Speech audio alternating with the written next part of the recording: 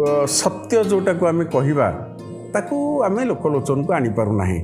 जमी देखु कालिदासंकर जन्म चतुर्थ रु षष्ठ शताब्दी भितर कहीं कहीं कहते चतुर्थ कहीं पंचम कहीं षष्ठ शताब्दी एवं एमती जदि आप देखिए विक्रमादित्य द्वितीय ठारू भोज राजा पर्यंत दशम शताब्दी पर्यंत मध्य कालिदास जोड़ी होगी रही तेणु किंवदंती कालिदास नहीं हेबाटा स्वाभाविक कथा। अतएव आमे जो प्रसंगटी को आपण मान सामने रखा चाहूँ ये प्रसंगटी गोटे चर्चित पुस्तक Kalidas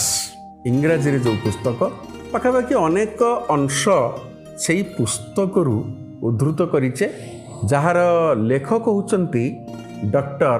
H D Bhatt. H D भट्टर ये जो पुस्तक